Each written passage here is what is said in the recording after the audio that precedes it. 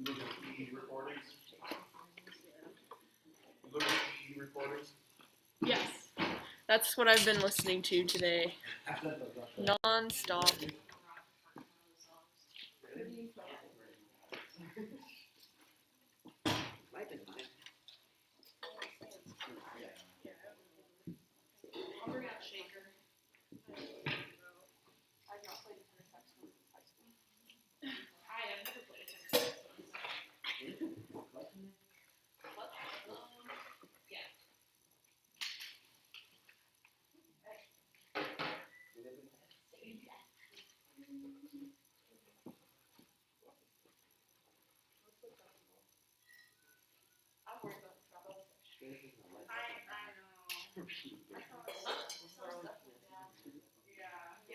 Trying to get my dog. We should do that sometime. She'll do it for you? She's swamped. Yeah.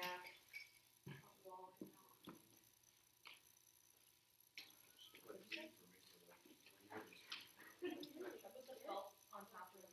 What? We got one from What was it like having your kid? Fantastic. I love it. Kids never felt weird about it. I don't know if you know, my wife teaches with me. Yeah. We were all there, Yeah. I mean, Catherine has to do it. Yeah. Yeah. I know this is Plays French horn. He's actually really great at it. He doesn't like to play the French horn. He much prefers to play jazz piano. Yeah. He played on Stephen Monster's final. Wonderful. He's studying with Chip Stevens for like 3 years. That'll do it. My dad also wrote this with his dad. Yeah.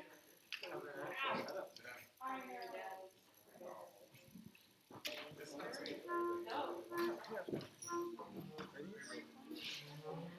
We missed out on the last year. Right. Is that all the way up there? Maybe on the camera, bro. Okay. I was gonna say. Everybody have a plunger? I do. Do you have a plunger? Yeah, let's say, go ahead and take that one. Jeff, you have your own? Yes. Mike, you have your own? No, we're doing teaching. Basically, my wife was playing. Trying to just Okay, I'm just gonna put this back there. Yeah, so there's 3 parts to the north solve, like maybe 2. Yeah. You guys feel free to double up. Just know that you're the biggest. Balance, yeah. I just remembered.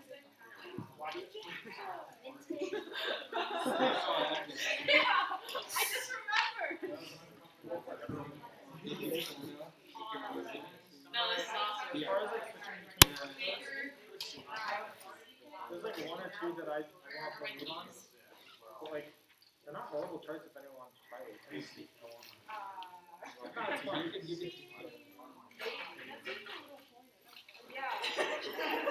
Anna.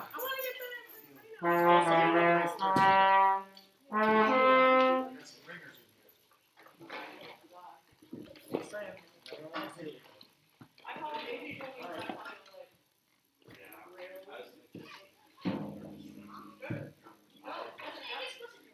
Well, the first 2 are good ones. The first 2 are good ones. What?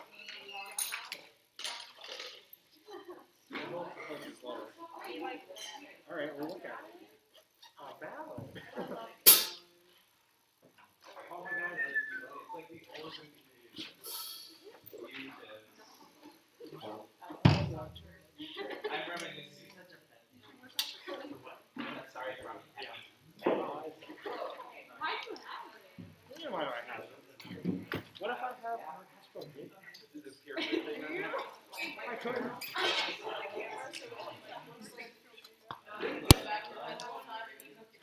I mean, I think my hair looks nice today, but okay. Oh, that's true.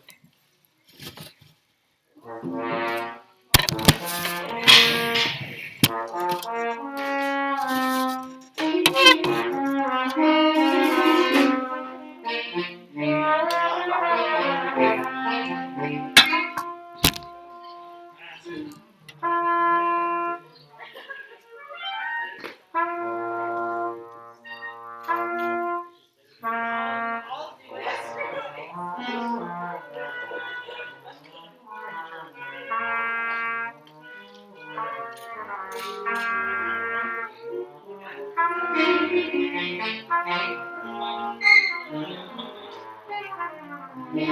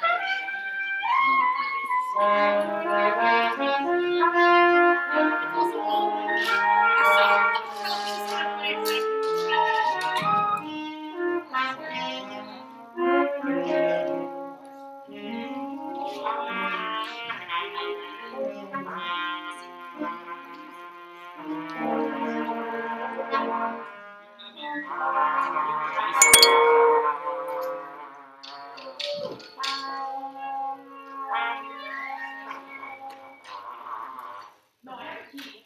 I don't know if you guys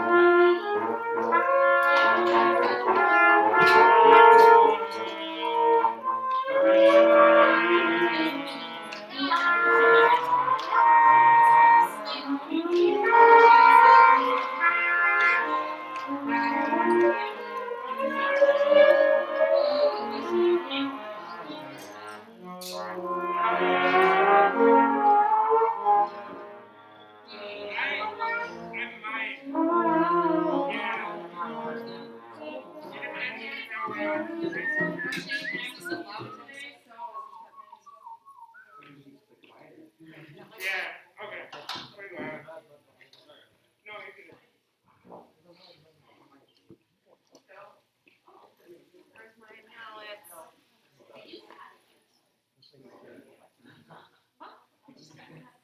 I don't know if we have a quarter inch, and also I didn't ask, did you get yours today? Cause I keep forgetting about it. No, you didn't. Okay. I got permission for drum set and all this other stuff. Hi, everyone. Hi. Thanks for coming. We are so happy to have Mr. John Curry tonight, with the Ellington, and we're gonna let him use it. So I know some of you, because at least one of you is my student. And I know some of you because my personal kids are here, they're both freshmen.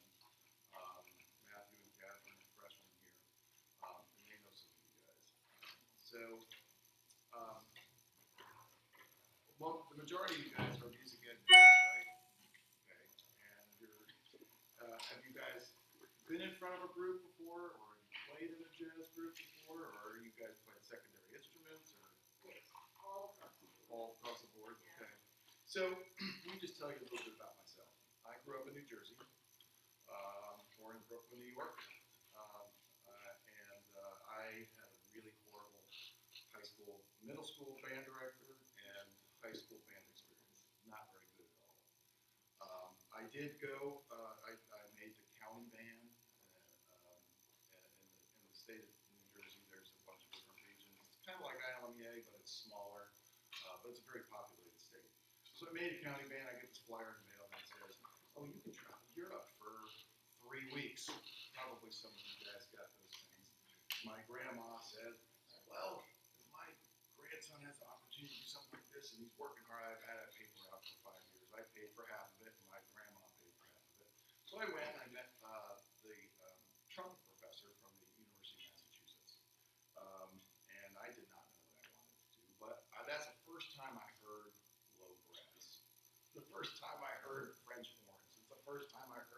oboes and all. I mean, my band, I think I started with like 56 saxophones and like 10, 25 trumpets and whatever. It was horrible.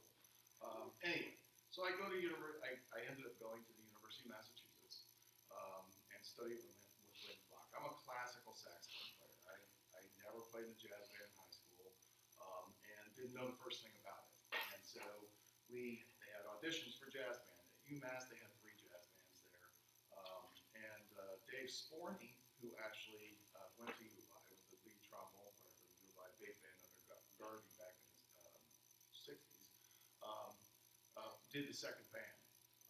Jeff Holmes, who had been running the band for years, was there. I got to study with Yusef Lateef a little bit while I was there. So they had a pretty big scene happening at UMass. So I auditioned for the band, and I remember going in, I had no clue what I was doing, and I said, I know if you give me a chance, I can do it. I know I can, but I never had lessons. My band program was sad, and I didn't make it. So my eventual roommate got lead in the 3rd band, and he beat out a senior. The senior was mad, so the senior quit. And I remember Lynn Clark coming into master class and saying, "Looks like we need another saxophone player for jazz band. Who would like to do it?" I'm like, put my hand up. Of course, I didn't know what I was getting into, but I just knew that I wanted to do that. I figured I'm going to be a music teacher someday. I'm going to get into it and do it. And like I said, I was a classical saxophone player, and even when I came here, I studied with Deborah. But I played in the top big band when I came here on baritone sax.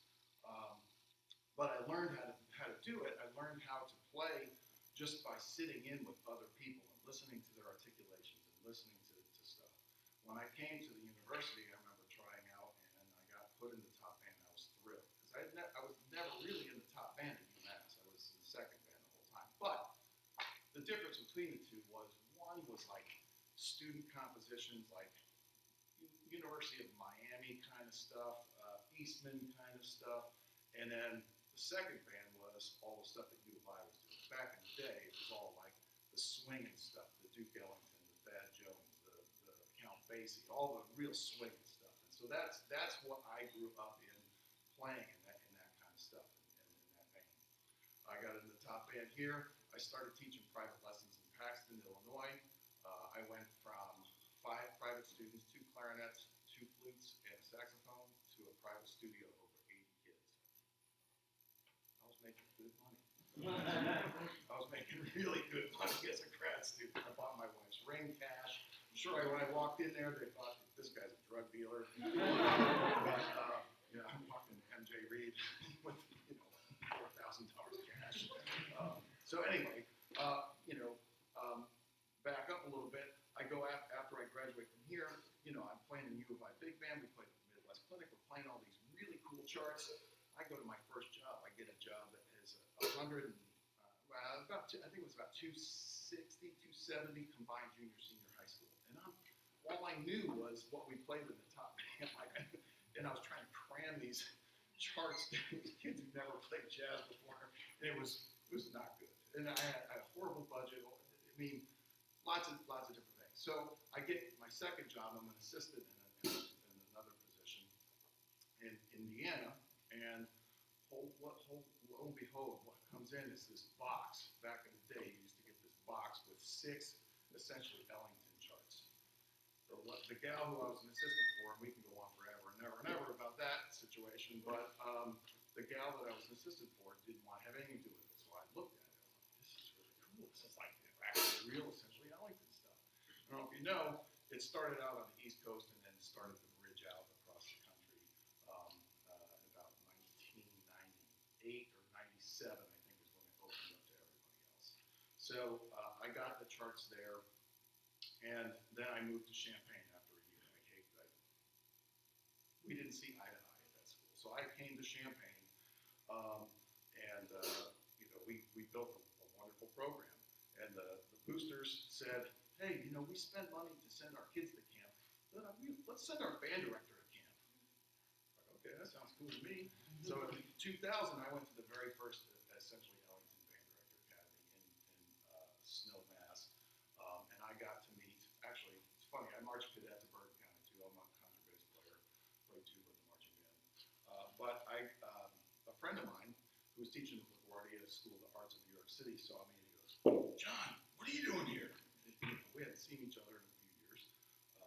We marched together and taught together at cadets. I said, "Well, I came out to this band, camp," and then they said, "Oh, that's cool. Here's my wife." He introduced me to his wife. His wife happened to be the Essentially Ellington educational consultant for the whole thing.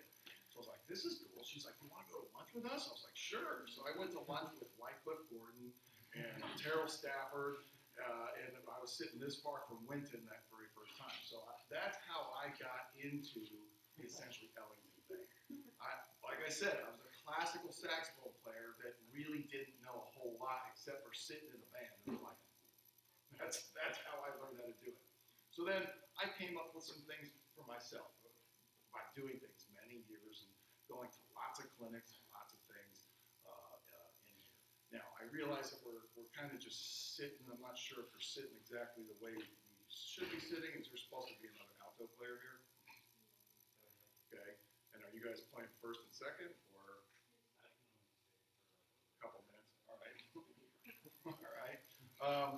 Yeah, all right, so that's cool. So I generally, what I would do is I would have my lead trumpet player right in the middle, lead trombone, lead alto. All right, and it's important the way you set the band up.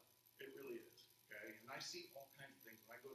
When I judge at jazz festivals, man, I see people with playing flying V guitars and, just crazy, crazy stuff where the rhythm sections spread way out and it's just, there's no interaction with it. So setting up is actually really key to making the band sound good. So the lead trumpet's got to be in the middle, lead trombone, lead alto. I go second, second, second alto. And I go tenor, one, right? Sometimes if there's a third, I'll usually go third over here, because if we have five, I'll go third, and then 4, 5. That's the way I do it.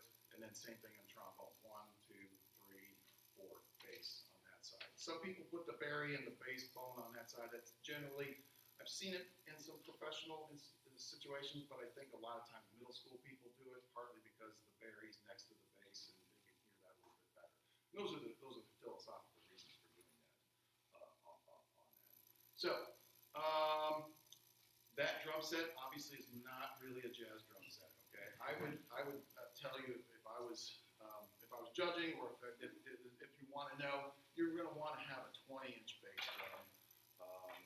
And I'm not sure the size of the toms, but that tom's pretty big too.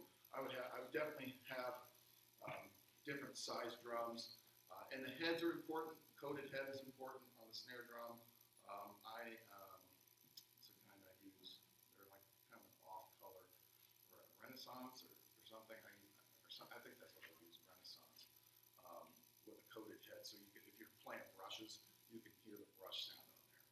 Cymbals are also very important. You can get into a lot of stuff with equipment. I'm not an equipment freak. Like there's a lot of guys that will sit around and say, "Oh, I got this mouthpiece, I got this mouthpiece, I got to do this." Can you play your instrument? That's all I care about, But there are things that make it easier and things that make it less easy. Pickup is not all the time necessary. In fact, a lot of times we'll practice without it, just so that the bass player is really digging in. But you use it in a big room for amplification and that kind of stuff. Guitar is equally important, and I miss it when I don't have it. I would generally put the guitar out here on that side. You guys have any questions like setup, basic setup? It's important. Trust me. You probably won't remember at this point, but you should. If you have questions, you're out there your first year. Ask somebody. Don't be afraid to ask somebody. There are people that are jerks out there. I remember when I was a young teacher, I asked a guy who had a really killer jazz band. I was like, "Man, how'd you do that?" He's like, "We get together every now and then." What? You're an idiot. I just want to know. I want to figure it out.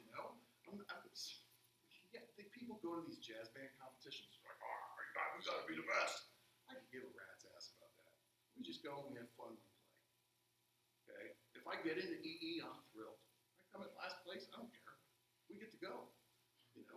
So that's the way I look at things. Okay? Trophies, whatever. Go and play your tail off. And I used to love going to places that nobody knew who we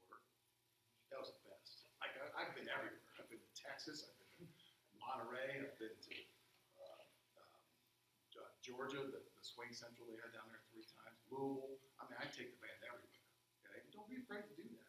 That's fun. That's where you grow as a group. All right, don't be afraid to do that. Cool. So let's go ahead and oops. School instrument. It actually is a school instrument. I don't play soprano very much at all. But in a teaching situation, like with my 3rd band, I do it all the time. Let's just give you a 5 minutes. All right. A quick warm up. All right, I'm just going to give you a warm up. I kind of made this up. Actually, I was applying for a job, and they said, orchestrate how you would do something or other. Teach a jazz lesson. So anyway, this is what I want you to do. I want you to play the scale. Let's go concert B flat. Play the B flat scale up to the 9th and back down. Okay? This is the way I want you to articulate. I want you to go. Day, day, day, day, day, day, day, day.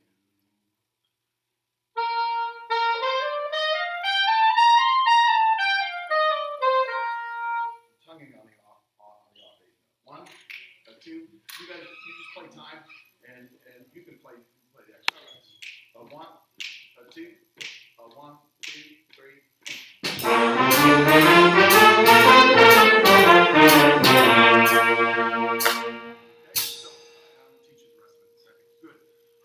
So what I hear is I hear you rushing. And most young people do that, okay? Repeat after me. I'll sing a measure, then you sing a measure. 1, 2, 3. Do la do la do la do la. La do la do la do la do la do la do la do la do la do la do. So now we're gonna do is we're gonna solo that. Okay. What's your name? Mike. Mike. I'm gonna have Mike start. And I met you the other day. I forget what your name is. Jeff. Jeff. We're gonna go right down the trumpet section. We're gonna come down to what's your name? Chris. Chris. Go down this way. We're gonna come up to Lisa. Come over here. Go to Ryan, and we'll wind our way back, and we'll end with you. Okay. I want you to listen to it. Right? I'll sing it first, then you repeat. 1, 2, 3. Do la do la do la do la do la do la do la do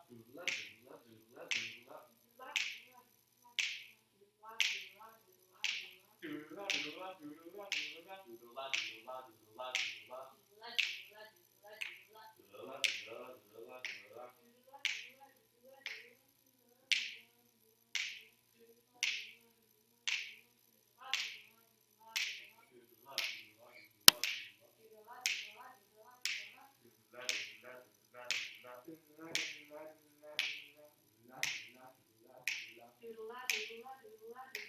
Okay, so why did I do that exercise? Anybody know?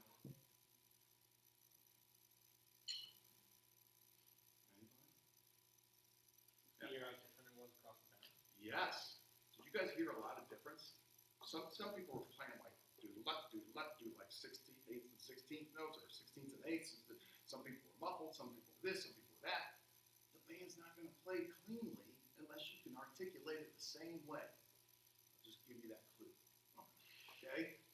Everybody has to do the same thing. Do la la la do day day day day day day day day do did dot. I want you to say that. Repeat that. Sing it. 1. Sing it. Finger. 1. 1, 2, 3. Do day day day day day day day day. Do did dot. Do did dot. Long, short, late. Do did dot. Say that. 1, 2, 3. Do did dot. Pretty close. 1, 2, 3. Do did dot. Play the exercise. 1, 2. Play it. So up to the 9th, back down, and do did dot. 1, 2, 3.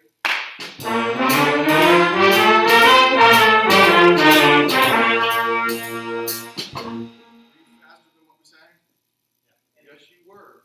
Yes, you were. I need you to connect to what you're hearing, what you're singing, what you're hearing. 1, don't just throw it out there. 1, 2, 3, and.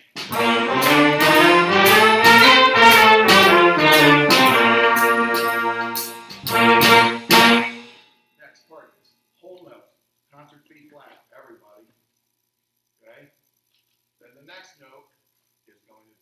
play the root, third, fifth, seventh, ninth. Can you play that for me? Just play that chord for me. Ready? And.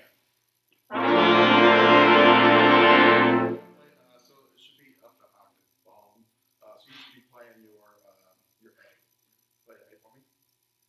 Can you play it louder? Louder. Louder. Can you play? You're playing the ninth.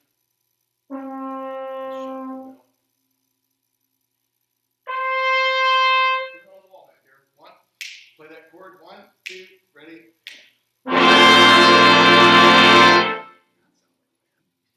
Now, day, play the whole exercise. Remember, it's a whole note on the B flat, and then a whole note voiced out, and then back to the B flat. Okay, that's the whole exercise. 1, 2, 3.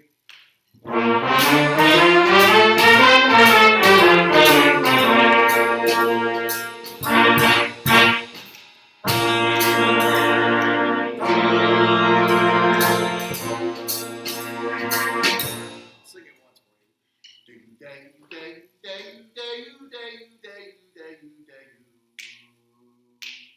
day, da. Voice out chord. Back to the whole concert B flat. You keep playing time all the time. And really stomp down on it. Right now, it almost sounds like. Did you do marching band at all? Yeah. I know you guys have a nice field now, but like in high school, did you ever play in a crappy field that was wet?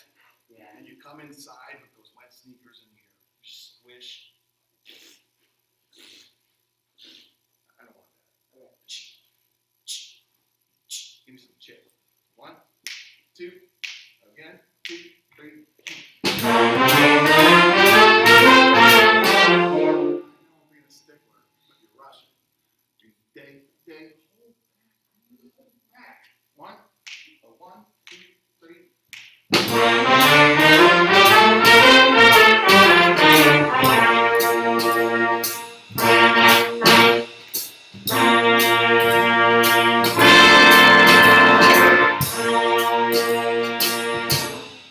You shut the door right there.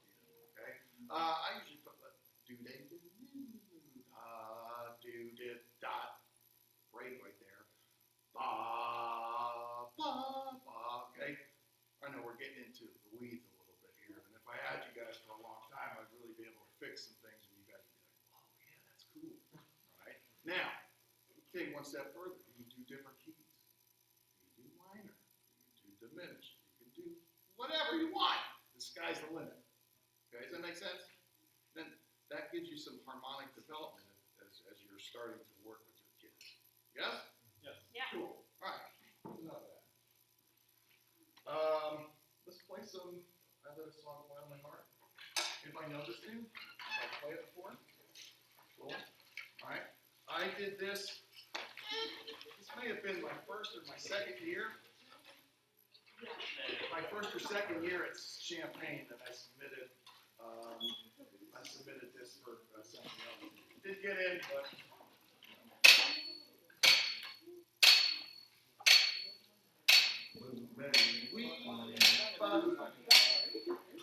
Okay, now, one other thing. You guys have plungers back there, right?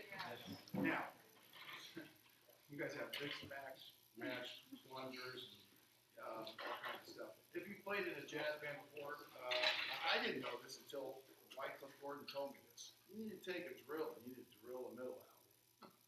Okay, all right? A couple of you guys have trombone plungers in the back too, all right? So you're not going to quite get the right sound, all right? And that was a little tiny one. You can't put a pixie underneath it. If you had a pixie, it would be hard to play with that underneath there, okay? So let's brass. Can I hear that beginning there?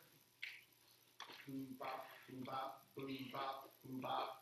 A 1, a 2, a 1, 2, 3, 4, 1.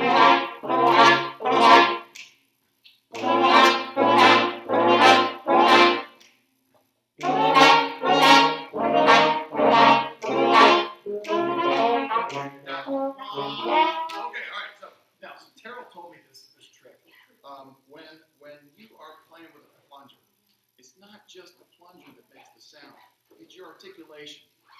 Do twat, do twat, do twat, do twat, twat.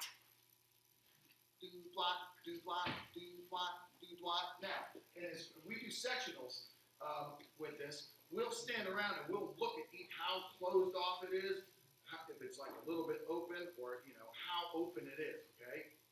You guys all, in order to have the same sound, speak, you all have to have the same plungers, and you all have to articulate it the same. Do twat, do twat, do twat, do twat. Just say that and do the hand motion. 1, 2, 3, 4. Do twat, do twat, do twat, do twat. And what I tell my kids, what I like on this, it's not just bop, bop. It's I like to drag the plunger over the sound. Do twat. Wah, so you're making that wah sound. Do wah, do wah, do. If you just go do ah, you're not going to get the cool sound, all right? Just the reverse, doing it backwards. Bow, ow, like Clark Terry. Todd Stoltz said he was stuck in a car with Clark Terry for a long time, and Clark wasn't seeing very well, and he goes, "It's not about this; it's about the this." All right, making it sound cool. All right, so you got. If I was a brass player, man, I'd be living with the plunger because it's cool. It's cool, and I honestly thought, man, when I was a young teacher, man, we just don't have any plunger players in our band. I wish one would move in. until I figured out, I gotta figure out how to do this and show people how to do it. That's the key right there. All right, I sat with this little girl, Cassie Busby.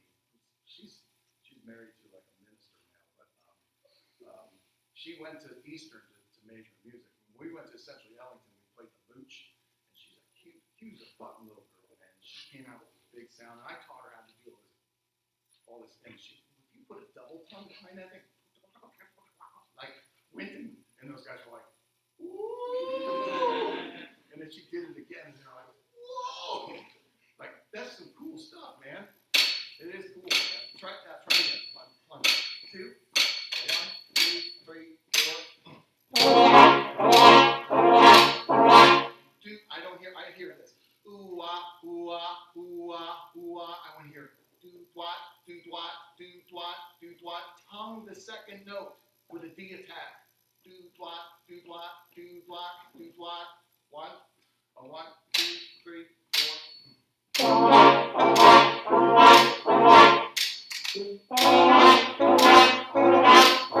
Almost like you're tonguing the last part of the note. Ooh, what, ooh, what, ooh. I want do, twat, do, twat, do, twat, do, twat. A little bit different than what you're giving me. 1, 2, 3, 4. That's better.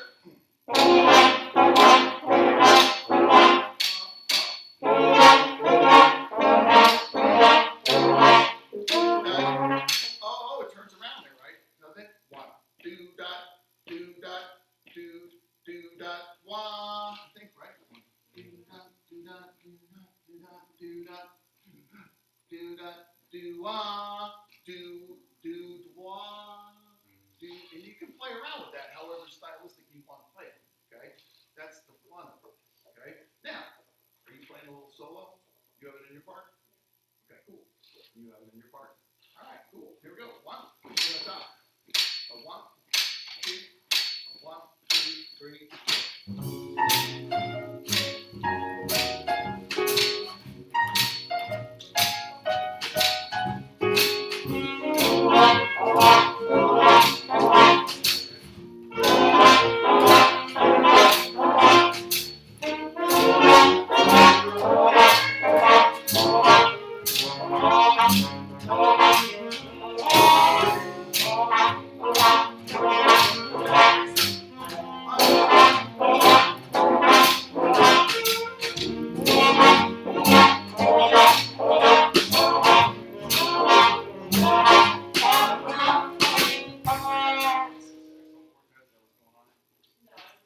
You never played it. You don't play very long.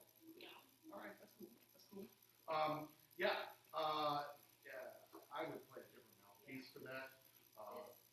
even in saxophone quartet, I don't like the C. Now I'm playing a C star right here.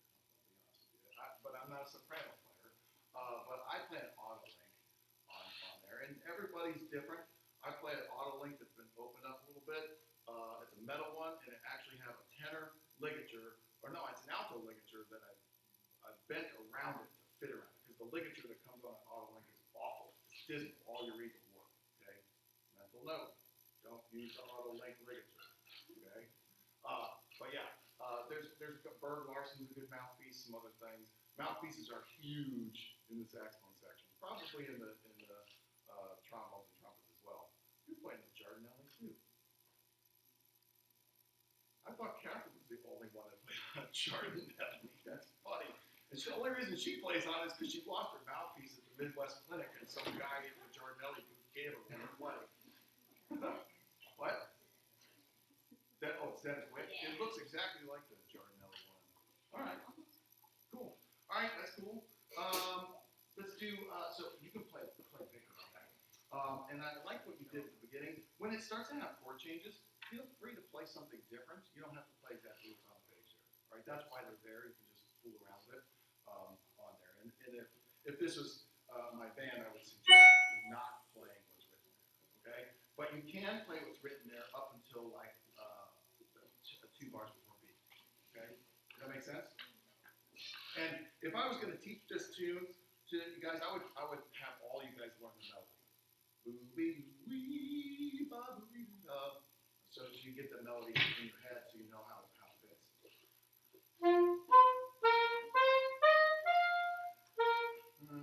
I'm not good at translation.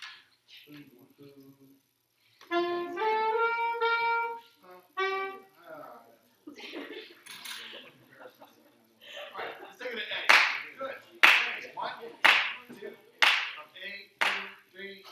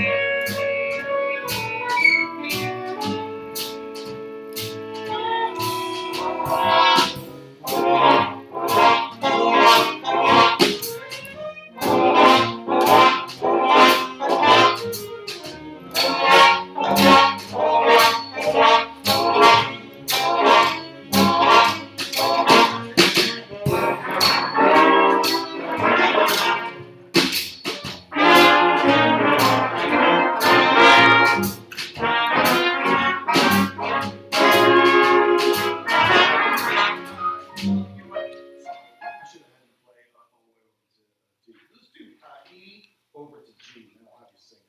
Why not? About 5 minutes, okay? 1,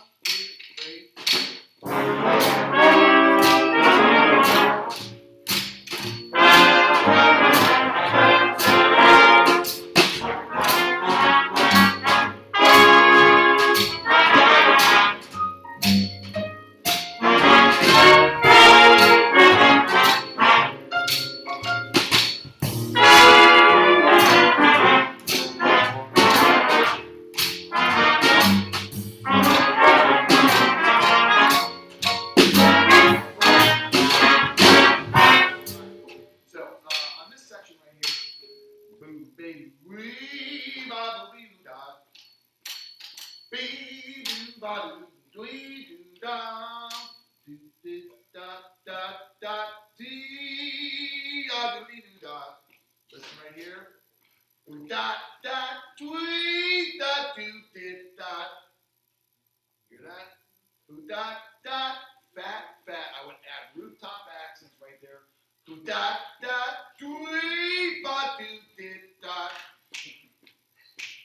Ba, ba, do, dot, dot, ba, do, dot, ba, do, dot. Va do be do va do dot do dot dot dot dot da. Okay, so. A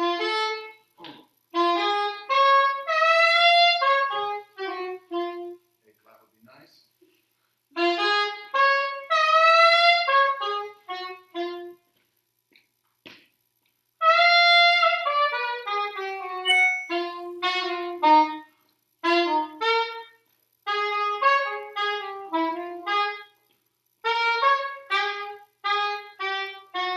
Let's have everybody just play that line right there. Pick up the F. Do dot dot dwee ba do did dot like that. 1, a 2, a 1, 2, 3, 4, 1.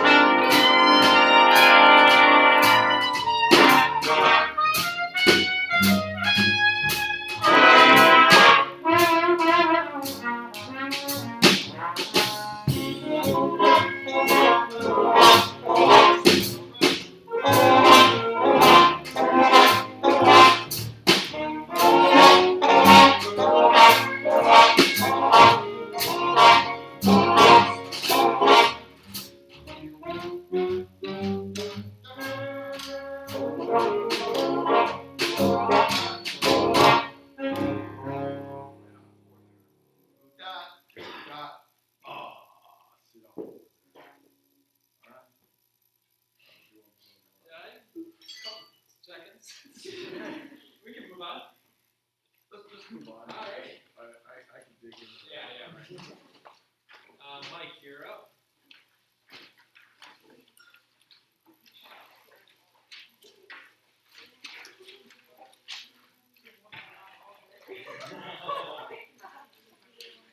You don't have to sit. I'm just a 53-year-old. And I've been standing all day. So. What do you do?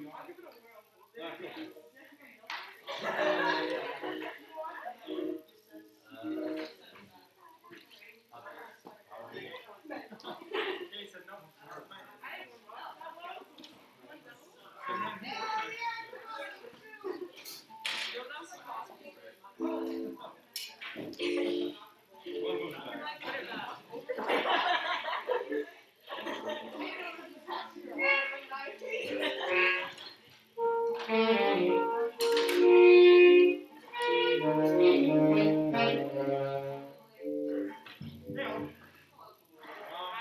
We've done this a couple of times at this point, so we know each other pretty well. Let's start. We're playing Coco. Let's just take from the top. We'll do a quick run through. Who has changes for this? In their part. Okay. Oh, okay.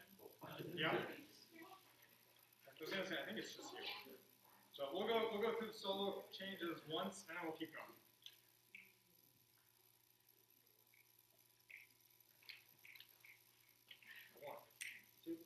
One, two, three.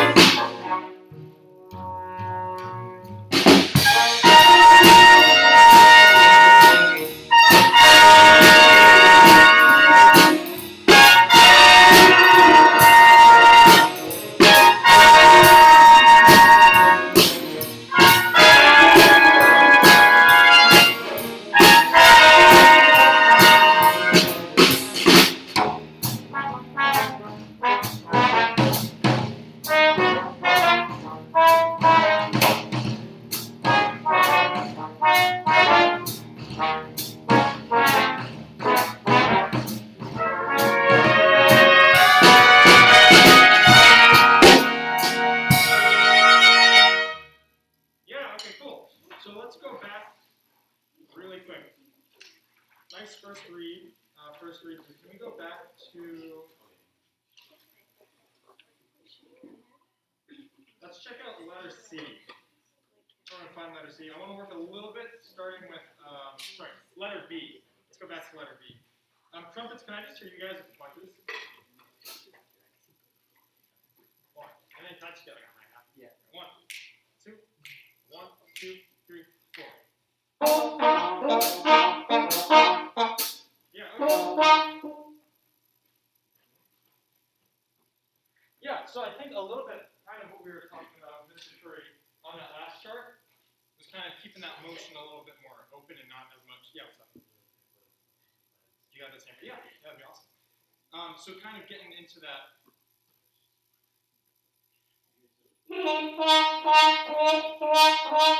And kind of like letting it open a little bit more. So like 1, 2, 3, 4. And letting it kind of be a little bit more fluid. Does that make sense? Yeah. All right, cool. Can we try that with 2 bones up like that? 1, 2, 1, 2, 3, 4.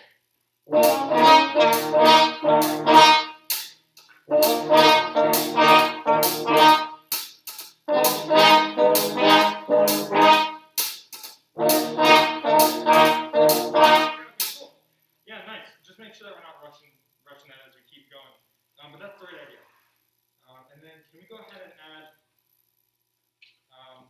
saxes on into that, a letter B. 1, 2, 1, 2, 3, 4.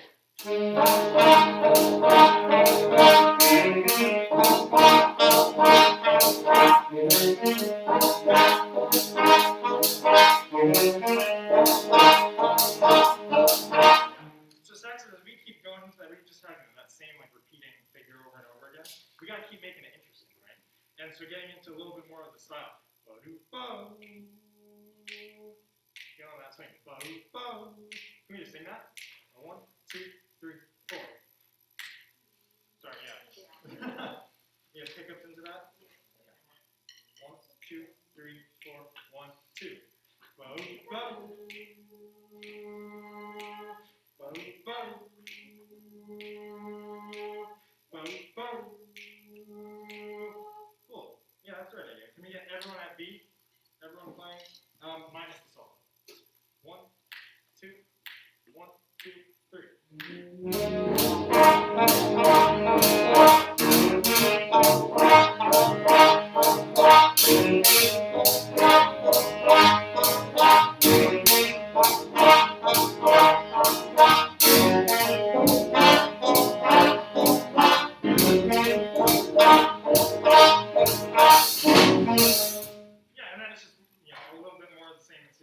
Definitely letter D. Can we jump ahead? Trumpets at letter D and saxes at also letter D, keeping those same things in mind of really letting the style and sitting back into that groove. Let's jump ahead to a little bit more. Can we check out letter E? Can we just have everyone at letter E? A 1, 2, a 1, 2, 3.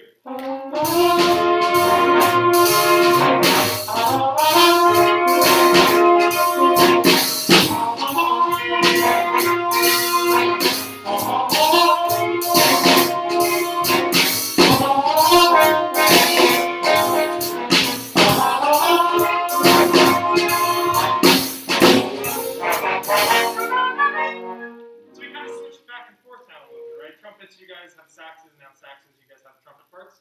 So keeping those same things in mind still, with trumpets, we got to make sure that we're making that figure interesting and swinging it and doing some stuff with dynamics. Saxes, can I hear saxes and trombones at letter E? A 1, 2, 1, 2, 3, 4.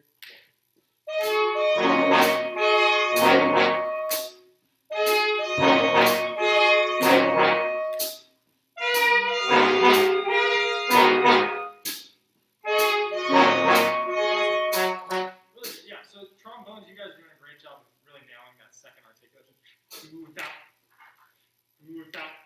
Sax, I think adding a little bit more of that kind of that harsh articulation. Do-da, do-da. A little bit of that E. Same people. A 1. That's it. 1, 2, ready, go.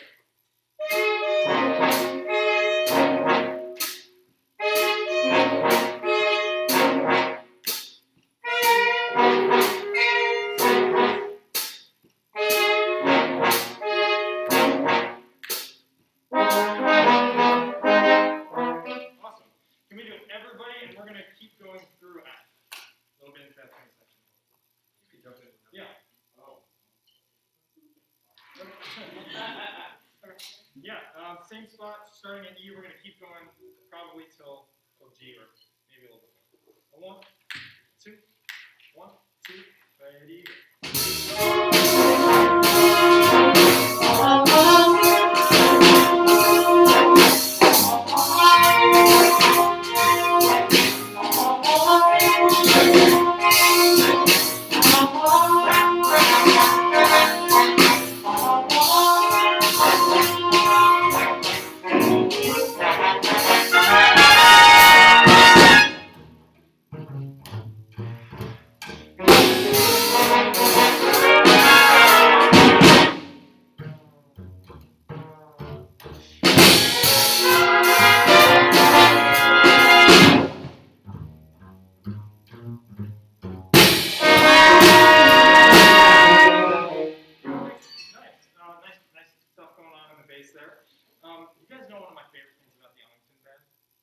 They're dynamics.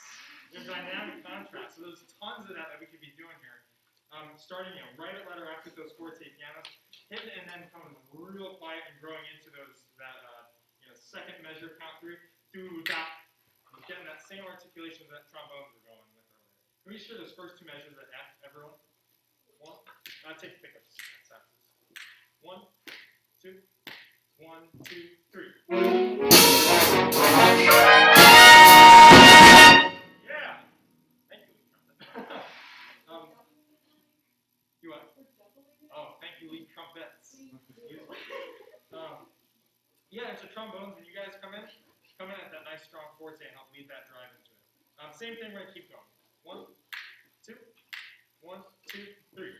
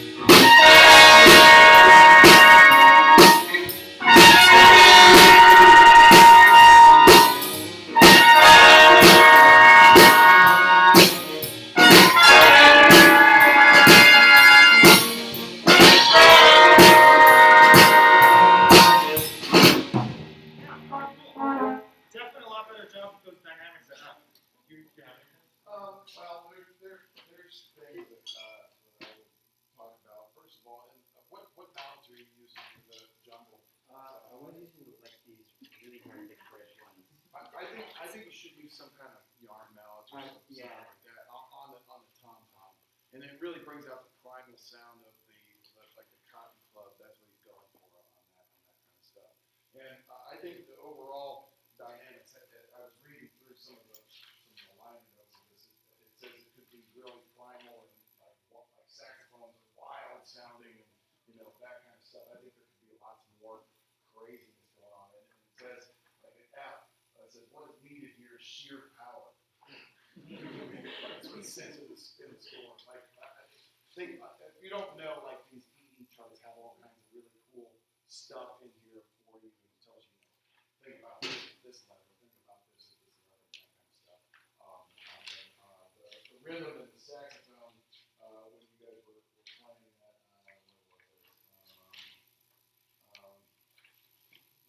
where was it? Da da da da. You playing? All right, letter E. Oh yeah. Da da da da. I think we had that written backwards or something that was going on there, and that could really sing out. The clarinet really needs to sing out. In fact, a lot of times, like when I talked to Victor Goins, he said guys use a little bit shorter barrel and a little bit more tip opening on their clarinet. I play a Larry Combs mouthpiece, so it's a little bit wider open. As a saxophone player, it makes it easier for me. I'm not sure if you're a clarinet player or saxophone player, but what you're looking for is to really sing out. And in concert bands, you're never playing with vibrato. But in this, you're the leader of the band. You're playing with vibrato. You're leading that up there. And that I think adding the vibrato and the saxophone really adds to the wildness and the craziness of the sound on there. It was a nice job on the bass down there. I think in the plunger trumpet stuff, I would be a little bit more defining on that. Doot, flop, doot, flop, doot, flop. On the open one, I would put a closed-ended release on the end of that. Doot, flop, doot, flop, doot, flop. Make it sound a little bit more primal instead of doot, flop, doot, flop, doot, flop. I think that is an effect that you can use in some pieces, but I think this one really needs to have that guttural sound in there. So I would give it a little with that doot, flop, doot, flop, doot, flop. That's my personal preference from what I'm hearing on there. Cool. How much time do you A minute left. Okay. Oh, one more thing. The trombone solo, the yaya trombone. That's a specific kind of sound that they're going for, and you can note, you see it's really written high on the trombone, and it's basically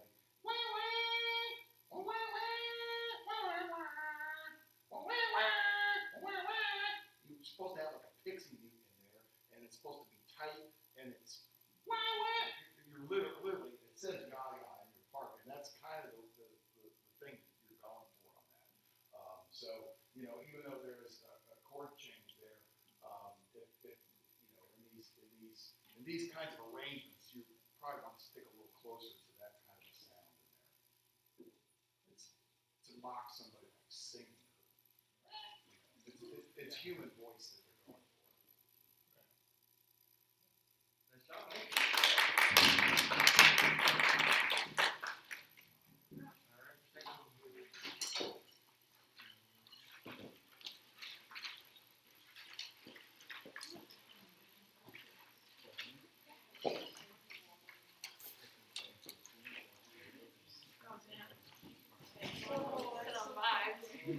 Feel free. I'm gonna chunk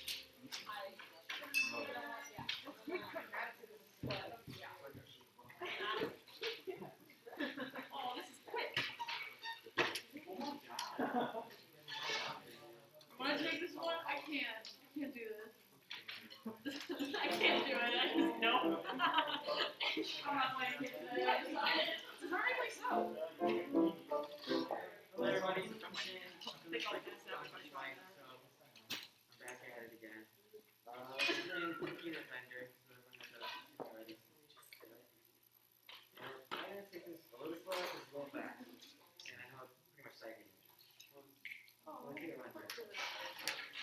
That is into the section. One, two, three, go.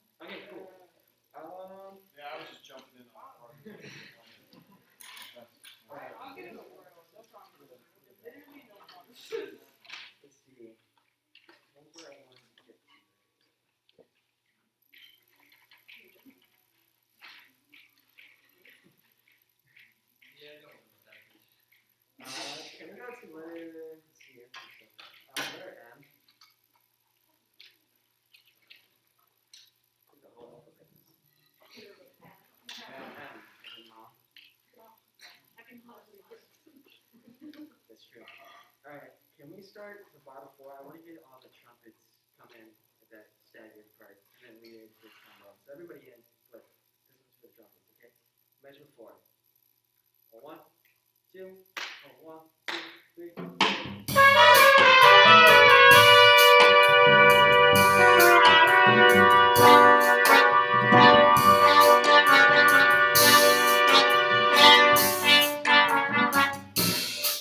Yeah, awesome. Okay, and then the trombones come in really define those notes. Long, short, da da da da da da da da da. So really put some separation there and pop them out. And I just want to hear it one more time. Make sure we're getting the right rhythm at the same time. So same thing. 1, 2, 1, 2, 3.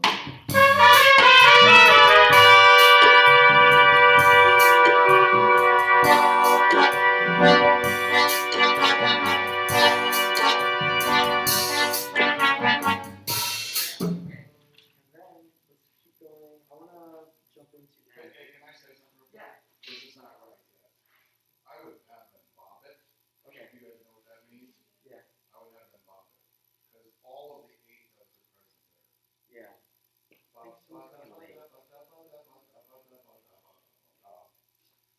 Okay. Right before M. And let's bop it. 1, 2, 1, 2, 3, 4.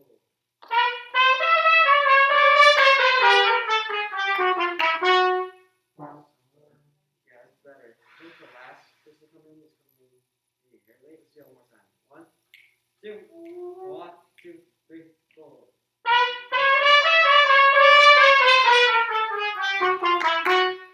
Yeah. One more time, bopping it, and then do another time as written. Okay, bopping. 1, 2, 1, 2, 3, 4.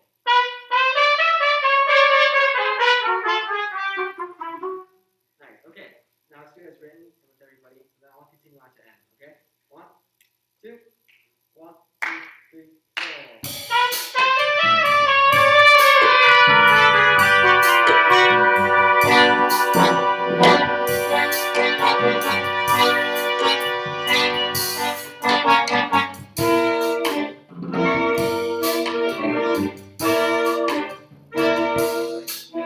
Similar comments that I just told the trombones. They're pretty much see, a similar rhythm to long, short, da da da da, do da da da da da. So can we do?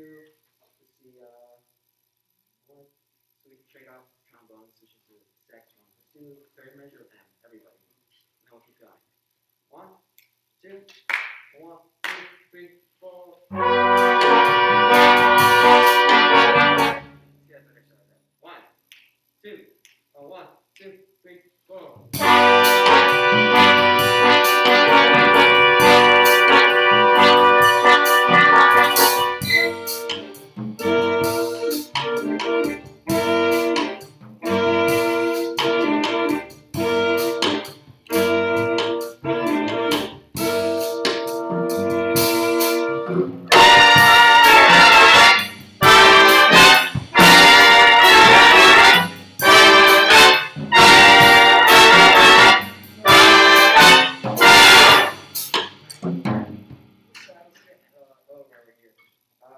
Similar thing with making sure that the shorts are short and your longs are long like this. I think it's going to really make it pop out more, and then you're going to get more clarity between everybody where you're getting these notes. So, let's see. Pretty sure everyone has the same rhythm here. So, yeah. Let's see. Do, da, da, da, da, da. So, making sure that we have, again, like I've been saying for everyone so far, because we're just passing this rhythm across the ensemble. Long, short, da, da, da, long, short, long, especially in the 4/8 notes that are back to back. Top those out with the short slope, okay? So let's start 1, 2, 1, 2, 3, 4.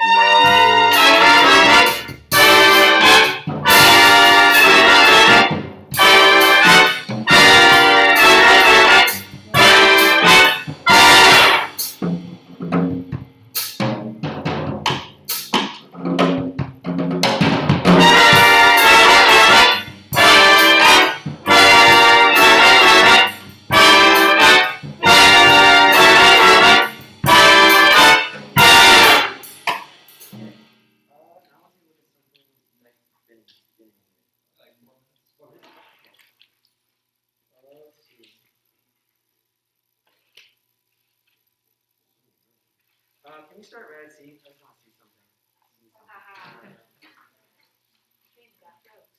Red C, everybody. A 1, 2, 1, 2, 3, 4.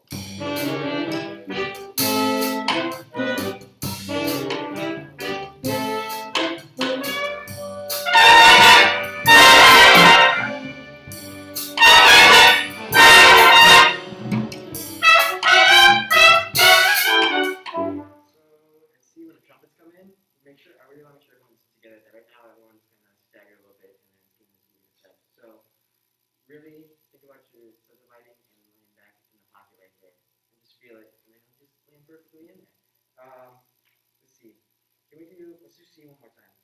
1, 2, 1, 2, 3, 4.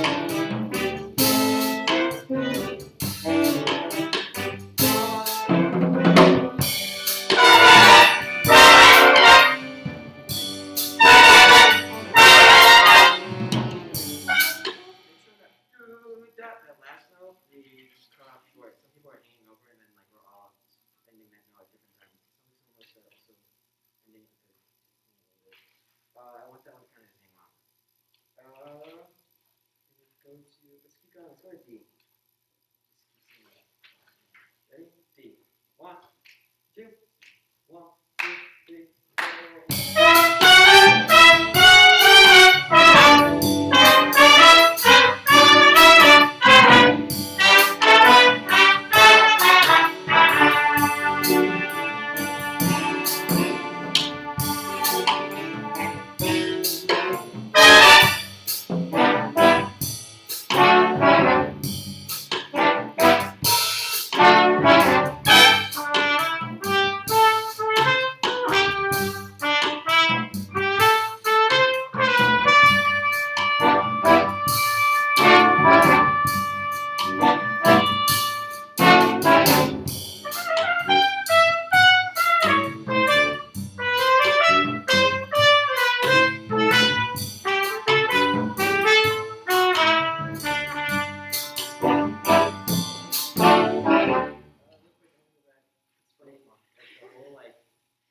This is part of my day.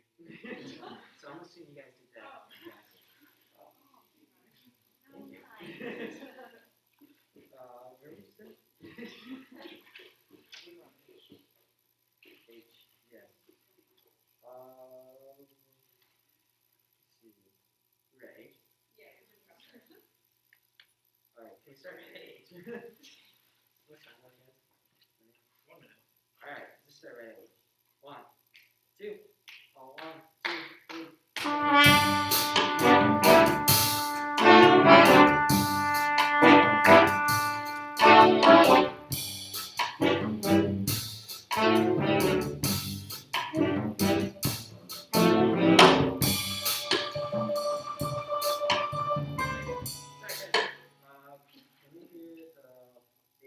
Saxes. I want you to really lean into that pickup of that eighth note on the end too. Dot dot do dot.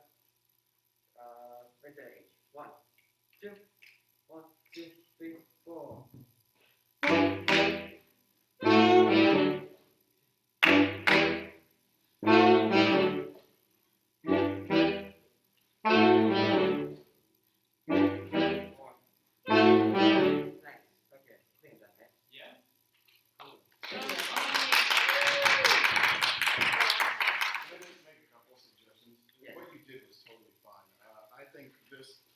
The tempo on this really started to bog down.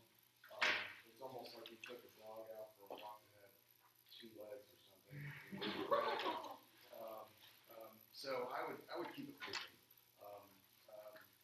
And this one really, there's a difference between the fire and the bite in certain grasslands and certain woodland parts, and then the lightness and crispness of like the unison lines of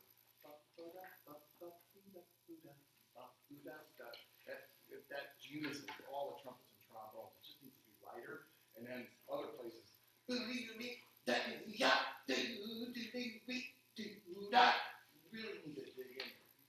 Fine, and that's, I mean, you can have a different style and different vibe, but you listen to a bunch of different recordings, you're gonna hear, at least Lincoln Center, they do some of those things there. Yeah, well, I mean, yeah, I mean, when you're doing these things, I listen to multiple different versions of the same thing. Different bands have different takes, and as you become more comfortable with what you're doing, you can change things up and do things your own way. Okay, thank you.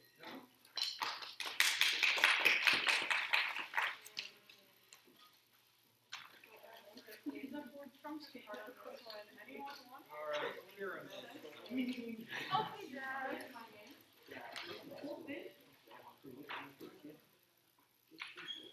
What about when I get there? It's kind of just.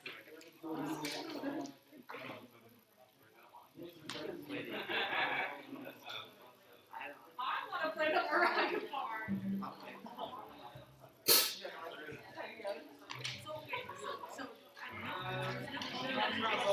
I'm just doing my hands there, and then I added the bass from there. Am I doing any tricking?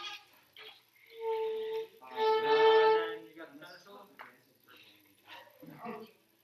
Yeah, don't do bad, guys. Yeah. Alright.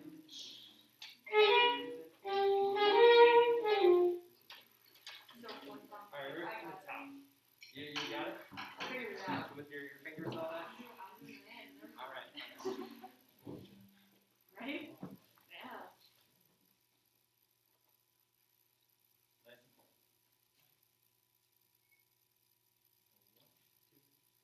full.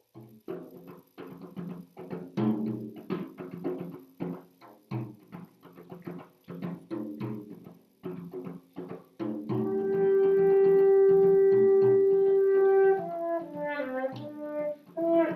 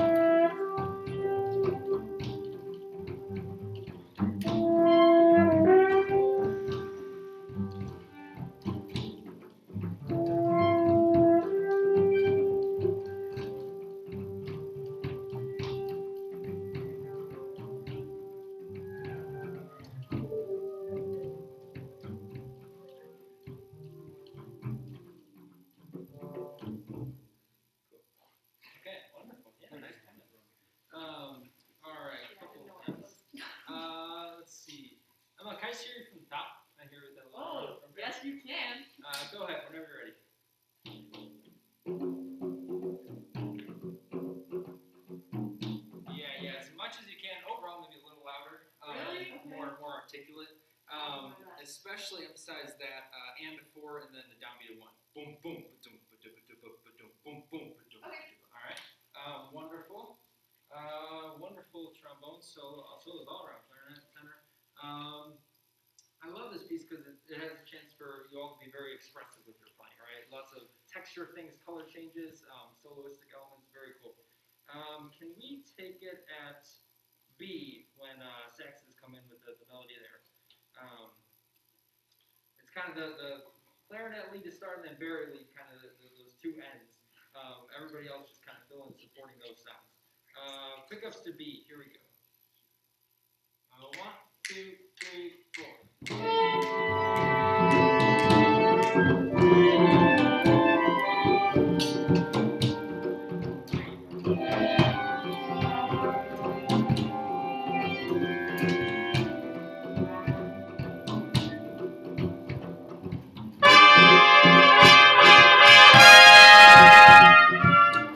So one thing to keep in mind, I know it's tough with our numbers, but trumpets here are very loud and overpowering compared to almost everyone else, especially with Emma kind of doing just her hands, fingers on drums.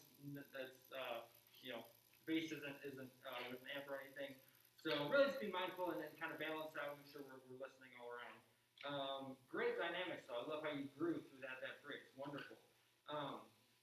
Can we take it? Actually, let's start there and go on. And then watch at D, trumpets, and then trumpets and saxes. All your little pops on the ands. 1 amp, 3, 4, 1 amp, 3 amp. Really short, kind of like a marcato there. All right. Let's take it back to C. And trumpets, to kind of have a place to grow, let's start a little quieter. I know it says forte, but maybe like a mezzo forte, mezzo piano, so we can reach that forte. Here we go. C. Nice and smooth.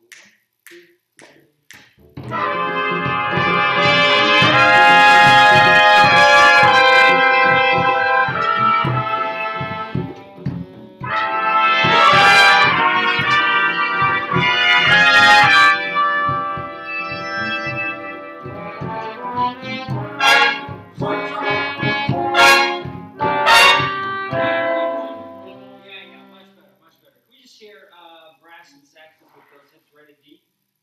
Nice shots, trombones taking that melody there. D, saxes, trumpets. 1, 2, ready, go. Yeah, that's the idea. Make sure we're all matching, articulating at the same spot. Can we sing that? Dot, dot, 1 dot. 1, 2, sing and go. Dot, dot, dot. Good, very good. Back to the horns. Nice and loud. 1, 2, 1, 2, ready, go. Much better. Significant improvement there. Awesome. Hey, Ryan, can I suggest something there? Actually, I forget which January it was here. The nice thing about being in town is I knew all the band directors here, and they would come out and work with my concert bands and stuff. And this is something that I've actually took from, I'm not sure if it was Gary Smith or somebody. At one time, somebody came and did this with my band. Right here, I like what you did to get their articulation on that, but there are long notes in there. So what I would do is I would corral it. I call it corralling it, where everybody just plays their note at a comfortable volume, and you hear the texture and hear the balance and the pitch, and then go to the next note so they can hear the resolution on it. What's happening is they're jabbing at it real tight, and so we're either overshooting or undershooting, and so there's something weird going on in the brass. All right. Yeah.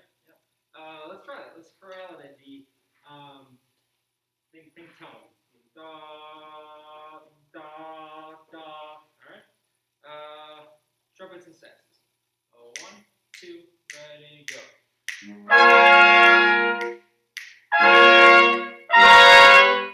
Good. Can you hold your first note? Hold your first note. Ready to go.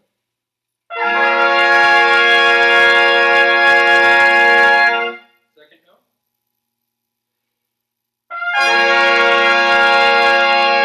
And last note. Ready to go.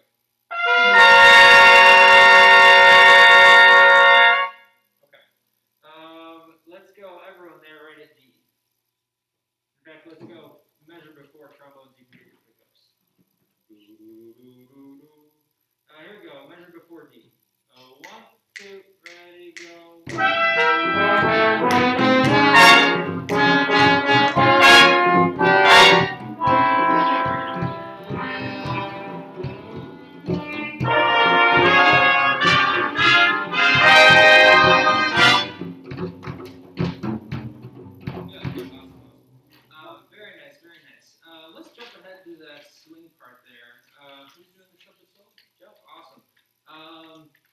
biggest thing, rhythm section, we just gotta set that up a little better.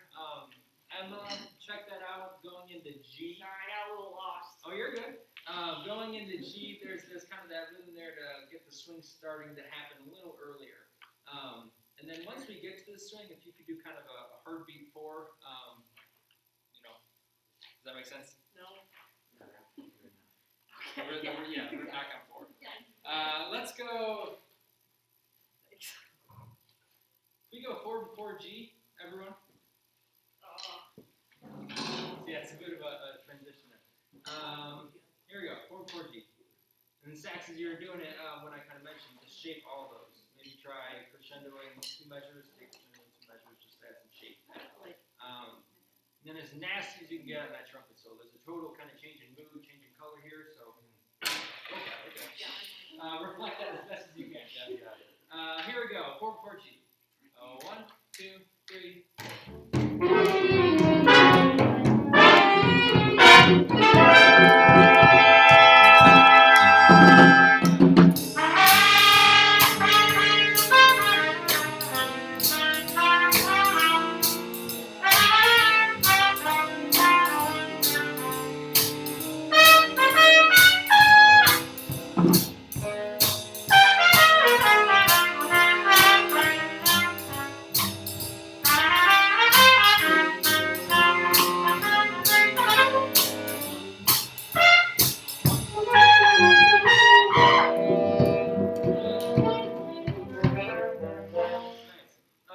So dynamically speaking, big picture here, the piece starts very, very quiet, right? There's kind of a couple of different people playing, it grows, and then it ends pretty quiet, right? So let's try not to get too loud too soon, and we really kind of shape that, think about the story as a whole from start to finish.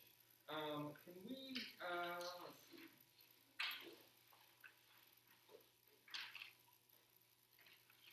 Let's pick it up right where we ended there at I, and then we'll take it out. I, back to the left. 1, 2, 3, 4.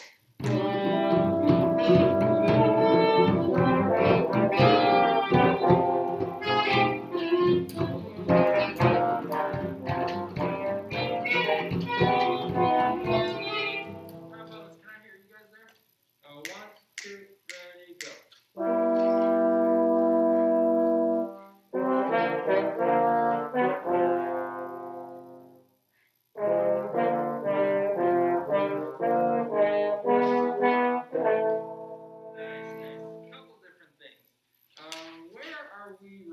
That note in the 4th measure of I. Should be on B3. Y'all agree? All right, let's try that. Next thing, can we articulate a little smoother on those quarter notes? When that 5th bar there. All right, let's try that trombone. Some things to keep in mind. 1, 2, ready, go.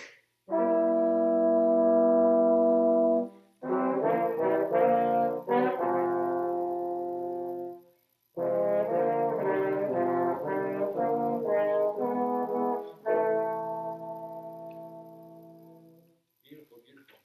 All right, everybody there. Can I say one thing? So, do you guys notice how the lead part is not in the top part? And that's the way a lot of times in Ellington music. Ellington wrote for the characters that were in his band. They wrote for those individual guys. The guy, I'm not sure if it was Wanty's all playing that, but it's on the bottom. So that part actually is the lead line. Okay, it's written. These things are different. Paul Gonzalez is playing that tenor part down there, and it has sub in there. It's called subtone, and the subtone for my brass players, if you've not heard that before, is more of a foo-foo sound where you drop your jaw. And you never do that in classical saxophone, but you pull it back and get like a fuzzy tone. That's Paul Gonzalez. Okay, that's his sound. That's his shtick. So if you're doing this, you really want to get up and who your person was. The baritone sax, and I would suggest every single person here this plus multiple other of his hits on it. Has Harry Carney actually doing a different interview with Harry goes up into the altissimo. When I recorded this years ago, I had my baritone sax transcribed into this.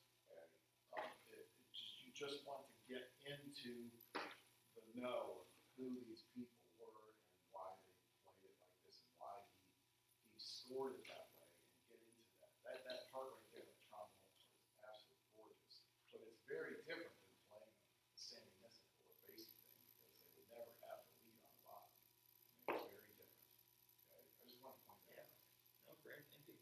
Well, that's about it for time on this one, so thank you very much. Anybody do it for intervals here? You know Mr. Russell? Yep, I was gonna say, no, because He was my drummer. I was telling Jesse, I was like, I know that when you ride and you guys speak exactly the same. Like your mannerisms are exactly the same. It's so freaky. He was a freshman my first year of high school. Yeah. He's the one that pulled me up. He has a lot of you in his life. I'm telling you. He's a fantastic teacher. Yeah. I'm really proud of him. Some of those early recordings were really great because of him and his other bass.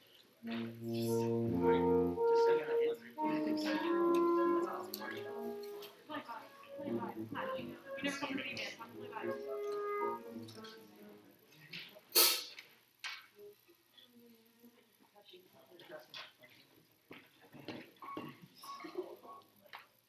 Joe, I'm gonna push you a little bit. Thank you.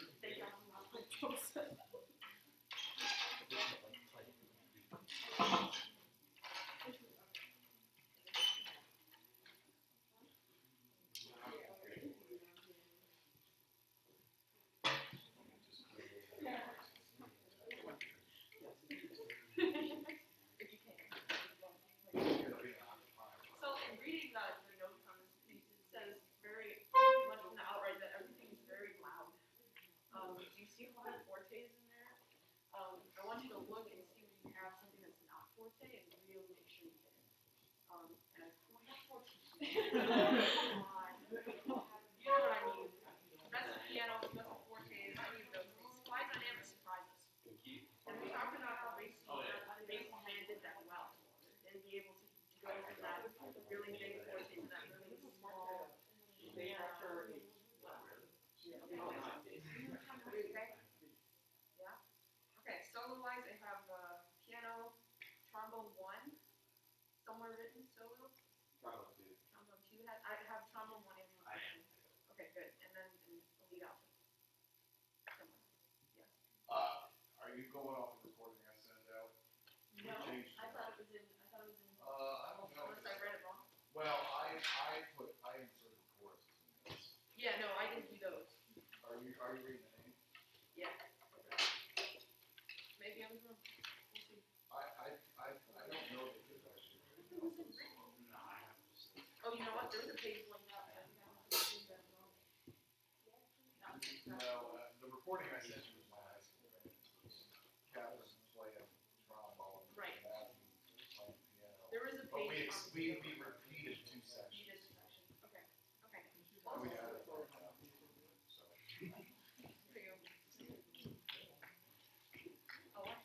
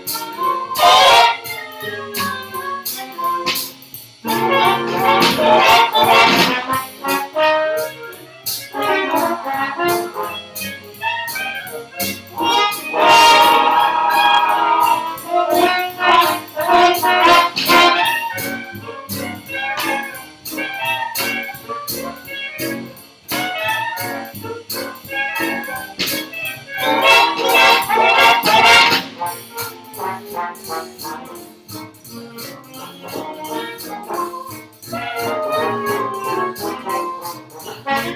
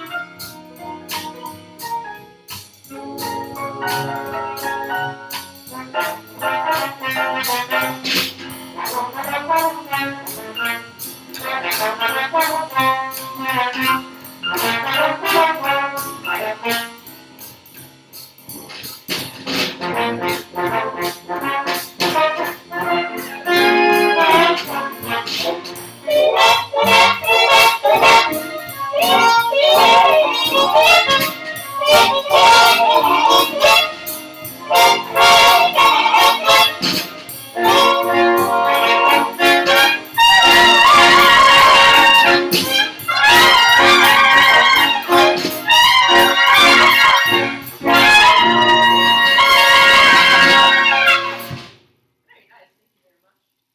Let us look, please, use my notes. That's the saxophone thing I'm talking about. There's a little exposed alto thing. It says that he's quasi solo. Oh, Yeah, that's what I was talking about. Cool. Very nice. We've got this thing in the beginning. We got the and then the saxophone stand through triplets, right? The balance again, since we have 5 trumpets and 2.5 saxophones, maybe, is a little off. So just be sure you can listen to what they're giving you, because they can't give you, you can give more, but you can also give less. They can't give any more than they already have. So just try and think about that balance. Can we also look at that rhythm a little bit there? Can you play it without plunging it first?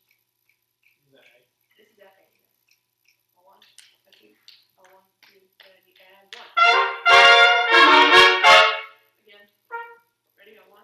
That first note is a little late. A 1, a 2, a 1, 2, ready, and 1.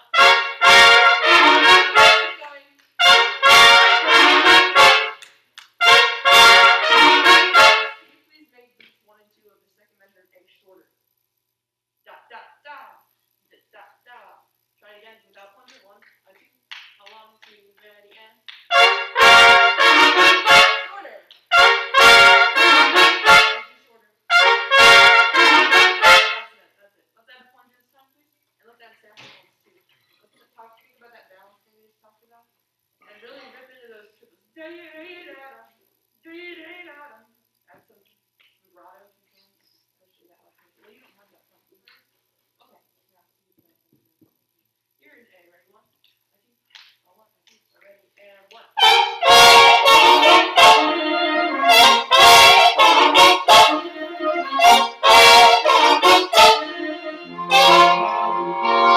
Thank you very much. I love the forte piano you just did on that long note. Can we keep that for every time we do it? This happens a lot, and when we have repeated phrases, we should try and vary it up, yeah?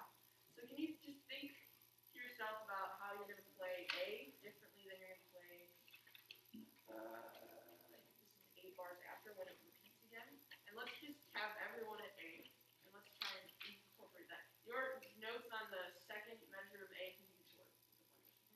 Here's A, ready? 1. Everyone hit 1, a 2, a 1, a 2, ready, go.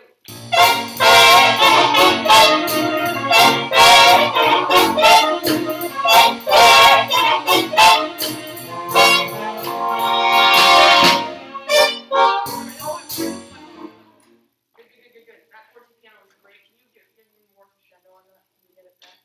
Cool. I'd like to do an activity with everyone. Let's play this piece again. Trumpets, I'd like you to sit down, because what we're going to do is when you have an important part, I want you to stand up and play it. And then when it's not important, I want you to sit down and then look at who's standing up. I wonder where you learned this. The greatest art of school. Anyway, when you have melody or the important part, I want you to stand up, and I want you to sit down when it's not. And we're going to start right at the top. You don't have to stand up. Here at the top. Yes. Can you slow it down just a little bit? Yep. This to me feels more like a romp rather than a race. Yeah. Right now, at least when we first started off, it felt way Yeah. too fast. And it has pulled back.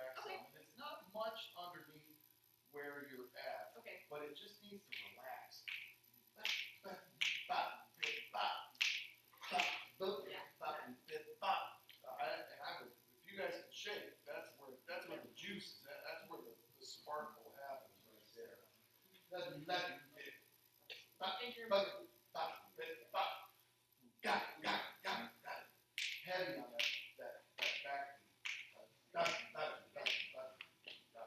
whole thing in saxophones. Yeah. I Yeah. would rather have that kind of feel than da da da da da da da. Yes.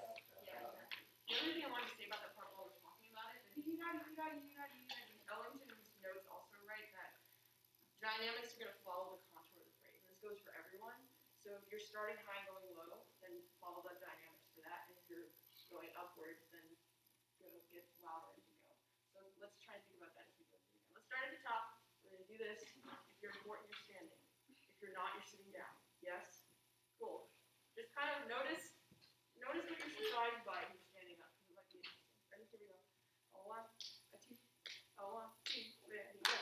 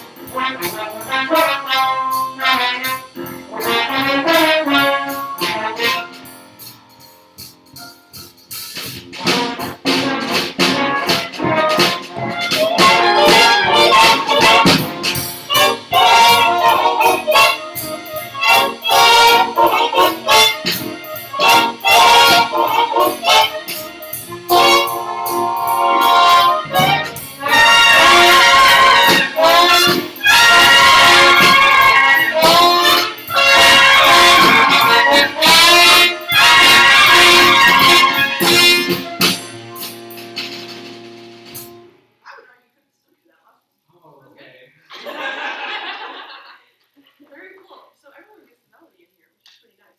And solo, this is helpful if you're teaching music because you can help your students understand who's supporting them for solo. And that helps them feel less alone when they're doing that, which is good. Great. Let's look at my scores all over the place. Where are we? That was a minute and a half. Okay. Let's go at G, please. Yeah, we're at G. Yeah, this is the big very saxophone and trombone moment. And when you're looking at like 8 bars after G, and you've got a da-dee-da, da-dee-da, da-dee-da. I know it says forte. Can we think of that as a crescendo into the final thing? So maybe start a little start. Everyone's at G. We are ready. A one, a two, a one, a two. Ready, go.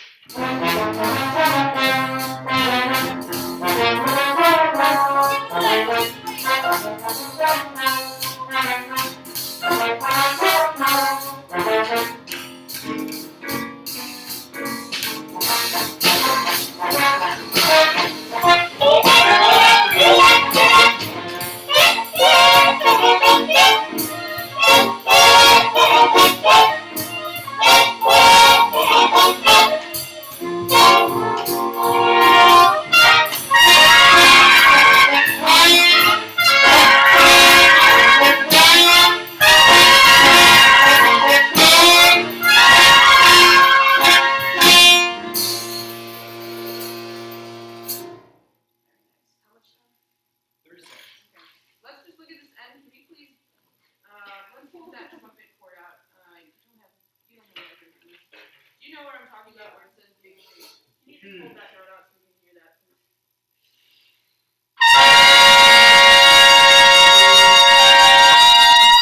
A note. I love a high. Can we get more of a low?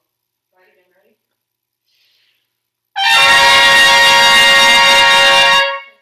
Trombones, can I hear what you have on that end of one? And of one.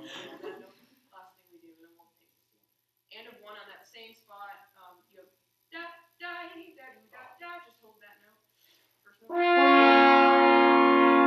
Third one, come down in pitch.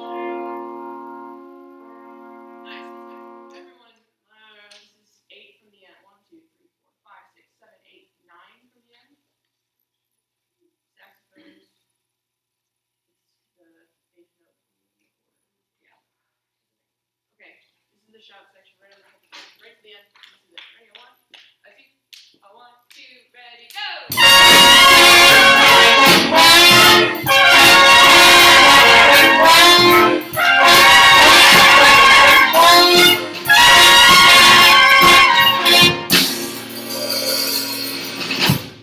Thank you. Woo-hoo. You guys like that tune? Yeah. It's a fun chart. It's a good one. Fun chart. The year that it came out, I didn't do it because I didn't feel like I had the trumpet to do it.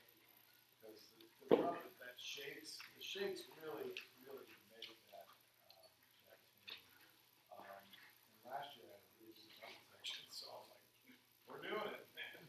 So, yeah, I would, like, when you're programming, in high school or in middle school, whatever you're doing, you're programming, I would suggest that you find things that are going to challenge your students and stretch them, but not push them too far, and present them with those challenges. I would also find stuff that they feel comfortable with. Okay? Now, if you guys are going to be music educators, like I said, I've made every mistake in out there, from going right to a small school and playing stuff trying to play stuff that we do in college. There's just no way to do that. And you have to build up their confidence, and build up the repertoire. And like I said earlier, I prayed that we had a plunger trumpet player move in, or I prayed that we had a kid that can double on saxophone, clarinet, or what have you for years, until I was like, I had to look at myself in the mirror and say, I need to create these people. I need to give them an opportunity to be able to do that. And limited roles and helping point them in the right direction, either through private instruction or recordings. I can tell you when we started, and then Drew Russell was a freshman my very first year, and believe me, the band at that time was not good. I can sit here and tell you all kinds of stories. When I took over, I had basically about 70 plus kids in the band, 75 kids in the band, and 28 of them were percussionists and 17 of them were flutes. That's what my band was.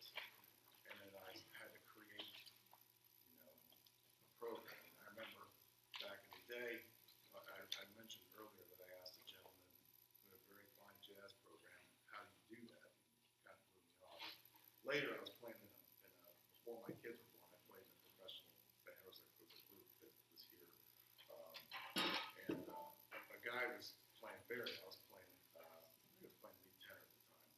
And I asked, I said, you were in that band, what'd you guys do? He said, we sight read all the time. Man, when I was a high school kid, I could not read for a dog. I couldn't read at all. Like, I did it all by ear. And when I was in college, I remember my saxophone teacher sitting me down and saying, John, you just learn how to sight read, man. You're going to be playing in the top groups. My last semester at UMass, after my senior recital, I sat there with a pencil, a Larry Teal book, and we counted and tapped the pencil on the stand and learned how to count. That's how I learned how to do it. And then,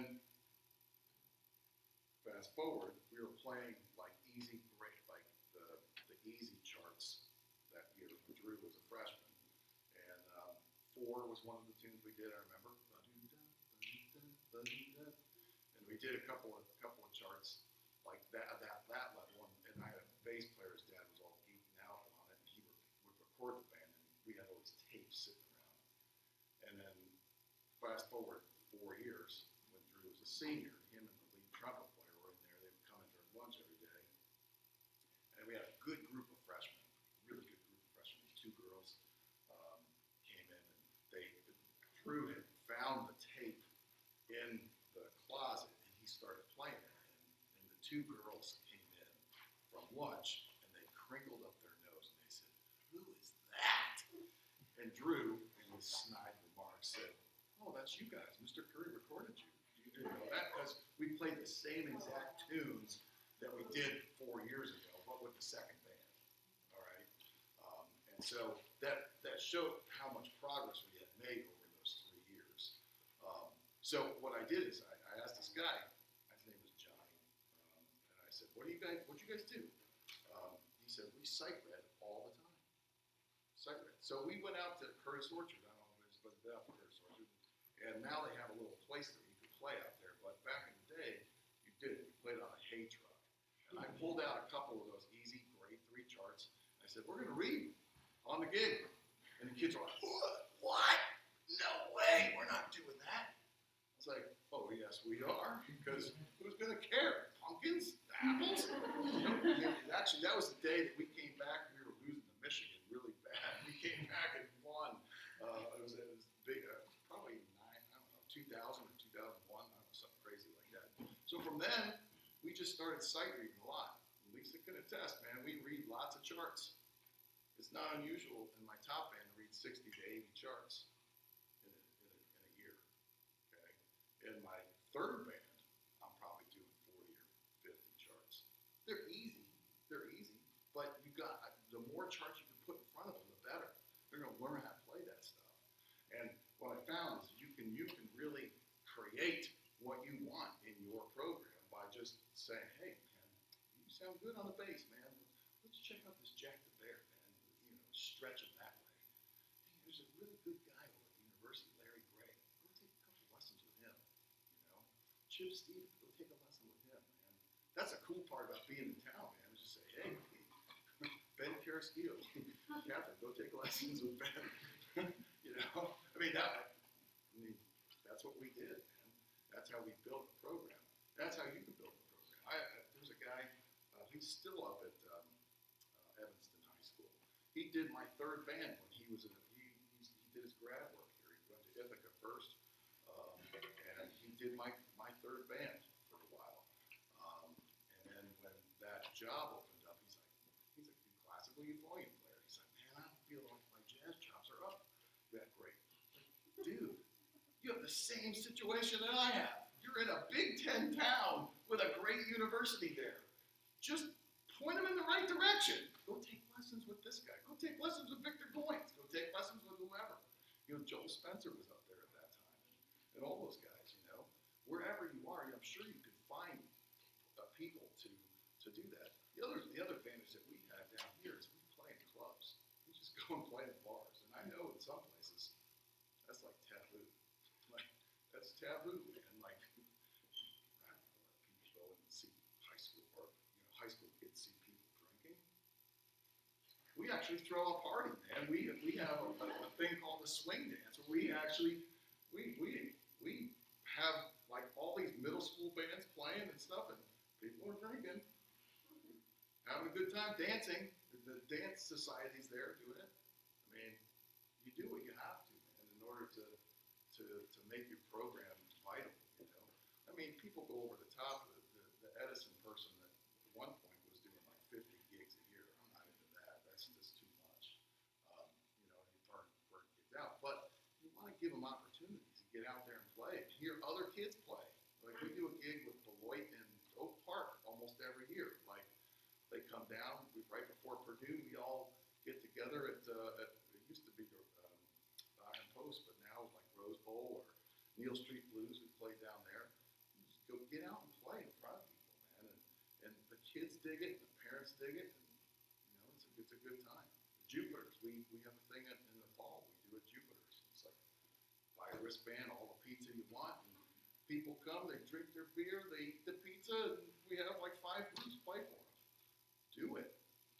Put out a snare drum with a broken head and ask for money. I mean, they'll give it to you. I mean, seriously, buy some mutes and, you know, other things that you need for your program. I mean, that's basically how you can build it. But going back to the music, like, you gotta buy a lot of music and have a lot of music on hand and know, okay, this is the situation that this is gonna fit. You know, you wanna feature that kid that's stuck down in the section and say, hey man, why don't you take this and work on this, and then we'll pull it out, you know, at some point, and we'll play this, you know, and get the doubles. I was lucky to have Lisa in my band. She's a great flute player, you know. We had other people that double too, you know.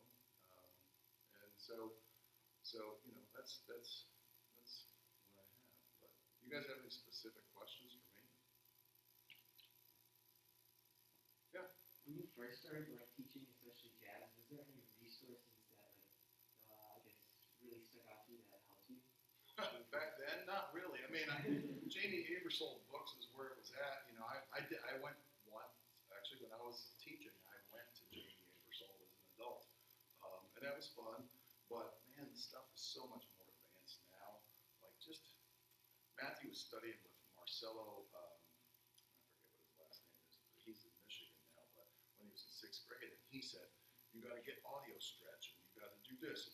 So he started, like his first lesson, he's like, I want you to transcribe 2 choruses of F on a crazy, I don't know, Hank Levy thing or something. I remember sitting with him at the piano thing, like running my finger across it like this fast. Does anybody know what audio stretch is? Okay, you have to get that. I mean, there's other programs out there that do that. You can do that. But audio stretch, you can drop any MP3 into it, and you can slow it down. You can change the key. It doesn't. I mean, back in the day, they had like these tape cassette things, and it would drop it an octave. So like an alto would sound like a bari. So it was. I mean, that was around when I was in college. Before that, there was nothing. You know. I mean, you just listen to the recording. But audio stretch, man, I don't have my iPad here, but man, you drop it in, drop the recording in there, and then you just slow it down, and you just work on it. I mean, want that little lick? Okay, let's figure out what it is. Oh, it's in this key. You need something in this key. All right, let's just change the key and let's figure it out. You know, it's great. Like Ron Bridgewater, I think was saying, he's like, man, it's very different now. Like all these cats are coming in and they have these solos like totally works. Like this used to take us forever to do. He's like, how are you doing that? Audio stretch. I mean, seriously. I mean, just in the first time you do it, it's going to take some time to figure it out. The next time you do it, it's going to be faster and faster and faster. Matthew, he could freaking almost do it like on cue. He hears it and he play right back. And it's funny, man. We sit around the dinner table, and Jen will sing something, and he'll go, Mom, that's not the right key. Like, actually, both of them, I'm pretty sure have perfect pitch. It's kind of crazy. But, you know, I think it's from playing games like that when they were little. You know, listen to this. What instrument is that? I think that's an oboe. You get Catherine going on pop music, man, she'll tell you who it is, when it is, all that crap. It's crazy. It's the craziest thing. But you can train yourself how to do it, man. Audio stretch, great. I use something with my third band. I use Lictionary. You know what that is? It's basically, it has a bunch of these licks and they build upon themselves. And we'll just play them before class, before I do that warm up in my third band. So I'm teaching them licks essentially on there. I don't know. It's a good question. Thank you. Before I started, man, there was like nothing. I was in the dark, totally in the dark. Yeah. Working with other instruments that aren't like your primary, how do you kind of like get into some of the nuances? Like if you're not a trumpet player, trumpet lead mouthpieces. If you're not a drummer, kind of getting into like the jazz drum stuff. It's a great question. You talk to people or go to clinics. I mean, right now, this consortium of people will become your lifeline when you get out there. I mean, I know who I go to when I'm looking for a particular piece, and or if I want a particular thing. Like when I was young, well, this is the kind of guy I was. When I was young, like I didn't know like a lot of stuff, so like I would go to a jazz festival when I had one band. It was really easy. Now I have 3 bands and 3 combos. Going to a jazz festival is like run here, run here, run here, run here. But back in the day, I used to sit in the audience and they'd say, "We're playing Gordon Goodwin's Samba del Gringo, and we're playing this," and I would sit and write it all down. The first time I heard Samba del Gringo, Phil Cruz was doing it with the Thornton band, and I was like, "What is that? This is awesome!" And I don't know if you know, back in the day, Thornton High School used to wear their marching band uniforms on the stage. And I ran up and I introduced myself to Phil, and Phil and I are about the same age. I said, "That was fantastic. What was that?" And he was the nicest guy ever, man. He's like, "Oh, this is Gordon Goodwin's this, that." The next year we played it at the Midwest Clinic. I mean, I went on a Gordon Goodwin kick. I was like, "This is awesome." We did a couple of those things. And we played with Terrell and Chris Vidala, and they played 2 of Gordon Goodwin tunes on that. But like I'll go on kicks. So at a jazz festival, when you're young, you go and you write down who these composers are, and then you investigate. This is the same with the concert band. Like I went on a Kelly kick, or I went on a Granger kick, I went on, all these people, and you start investigating. Okay, well, who influenced them? Michael Markowski. Oh shit, I gotta go check that out, man. It's the same thing with the jazz. You get hip on something, and then you start investigating and finding out, well, who led to this? And Matthew was on a kick on McCoy Tyner. He's like, well, he played this thing for me. He goes, "Dad, have you ever heard this?" Michael Brecker playing stuff. It was like, this is stuff that I listened to when I was in college. And I was like, "Yeah, man, that's hip stuff." He's like, "Well, check this out, man." It's like, it's like, that's cool, man. So you start, like, your ears open up at different times. When I first heard my saxophone professor at UMass, I was like, "Ew, what is that?" Like all this jagged harmonies and stuff, and I was like, but the more you know, the more you go, "Oh yeah, I get that, I understand that." And you start investigating and hearing different things in there. And so, certain contemporary music I like. Certain contemporary music I think is crap. I mean, it just depends. But your ears have to be ready for it. So listening to those things is key. Finding out good music. There's crap music out there too. It sounds like elevator music. And you'll see people playing it at jazz festivals. You will, with the Flying V and all kinds of other stuff. Something I hate is nylon tip sticks. I hate that sound. You start to learn those things, and then like Dr. Manfredo was a guy I would ask questions to, or if anybody knows the gal at Bloomington North High School, Janice Stockhouse, she's a person that I would go to and say, "Hey, I have this really great whatever. Let's talk then. What do you got?" And so these people here will become valuable assets. When you go to ILMEA, or if you're in a different state, you will talk to the people. I mean, clinics and stuff are great. Back in the day, I went to a brush clinic, man. Wow, my mind was blown. Brushes. Who would think you could sit there for 2 hours and listen to somebody do stuff on brushes? I learned a crap ton, man. Talking to people about pickups, talking about, different cymbals, talking about mouthpieces, talking about how you wrap mallets, talking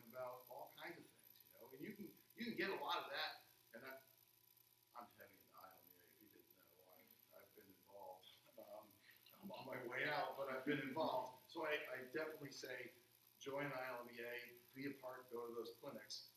But you know what? At your state conference, one of the greatest parts about doing it is going and talking to people about problems that you have. And you don't know what the problems you're gonna have because you're not in the teaching situation yet. So, you know, I could be telling you something, or your professors could be telling you something until you're blue in the face. Until you actually are faced with that particular thing, you're going to be like, oh yeah, I got this. And then something happens, like, oh crap, I don't know what to do.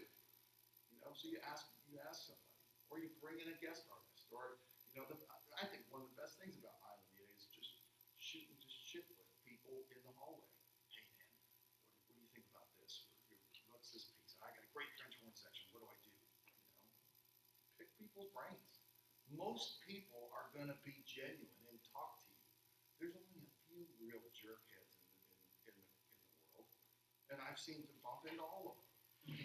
Okay, but most people are willing and open to help you out. They really are. People are generally good. You know, but there are those people that are, you don't have to associate with them.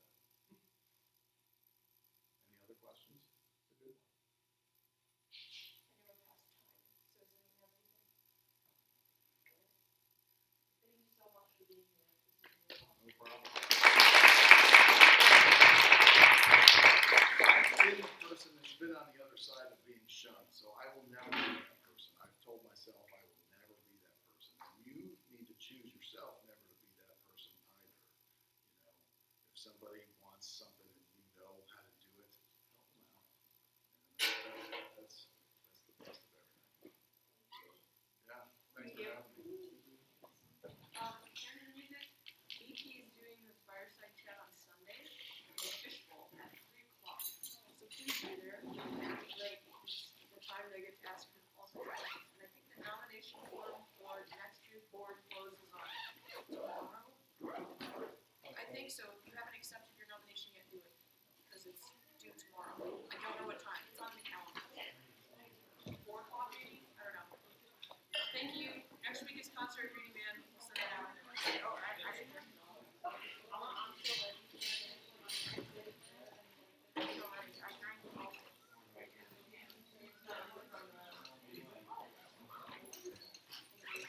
Mike, do this for put it over there.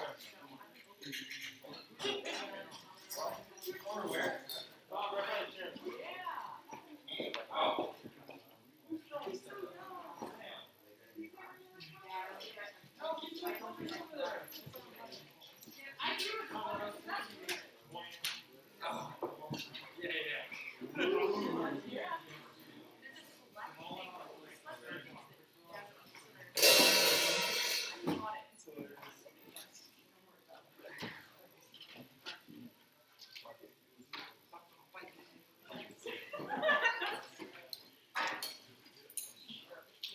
Y'all can help me with chairs and stands. That'd be awesome to get the room back together. I don't think I will. That's fine. I don't think I would.